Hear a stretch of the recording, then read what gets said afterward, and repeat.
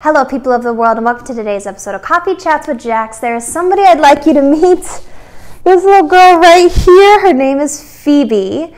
From Friends, obviously. I have a dog named Joey back home in Colorado, and now I have Phoebe here with me in Los Angeles. I just bought Phoebe a few days ago because I've wanted a puppy for a really long time. Owning a puppy, this is just a little tidbit on that.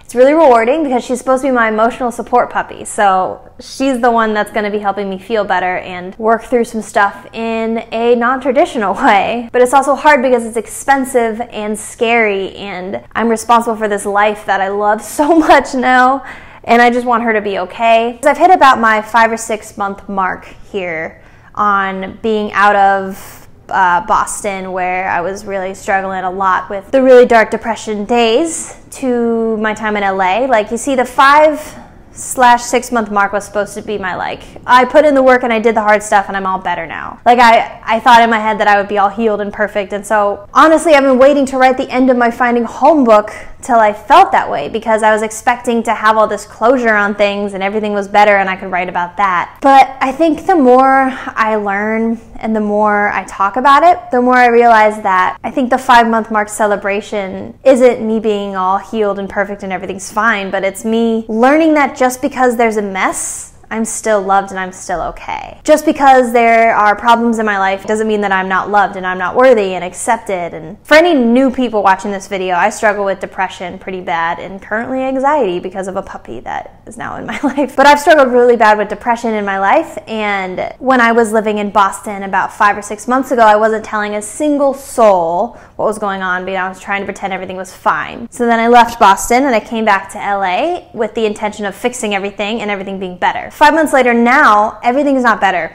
and that made me feel really defeated. But the more conversations I've had, the more I've been learning, and I realize that that's not the point. I think the point of all this is to let me know that even though I struggle with things, I'm still okay, and I'm still loved, and I'm still good enough. You see, I was at this really sweet little beach sunset picnic with one of my best friends last weekend, and we were talking about all this, and I was telling her how I was felt defeated and was so frustrated and confused on why I still struggle.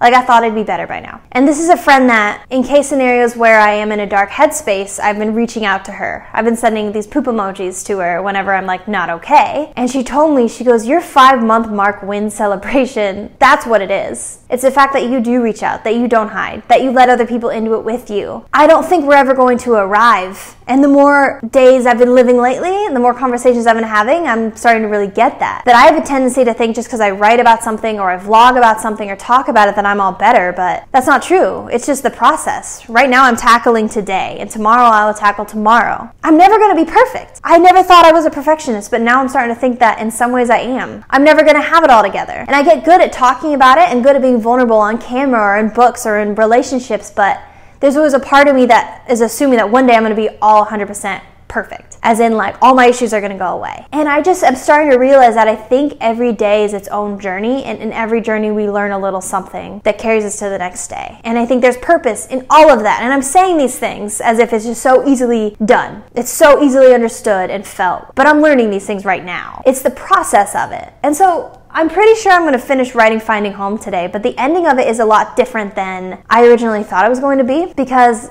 I'm starting to get to the conclusion that I think home is a place where it's okay if there's a mess. Not in a place where it's I'm happy there's a mess, I'm gonna live in it, but to celebrate the imperfections, to celebrate how the hurts bring us closer together and how letting people into the hurts and feeling brave enough to do that, especially after you've been hurt, is actually a massive win and a massive victory. And that's really scary, because trusting people with your stuff, that's terrifying, because that makes you vulnerable to be hurt by them. When you share something with somebody, it gives them the opportunity to really hurt you. Depending on how they respond, there's a lot of trust there. And I know I've talked about this before, but I just thought I'd mention it again. It's okay if things aren't perfect, and it's okay if you never reach the level of perfection that whatever we've built up in our heads. One day at a time, one step at a time. I want to try and tackle the problem that's right in front of me, instead of trying to overthink and analyze everything for the rest of my life and just be a panic-stricken mess, because I've got problems. So does everybody else. I don't think they go away like that, but it's gonna be okay. Every day's a new step of it. I'm better than I once was.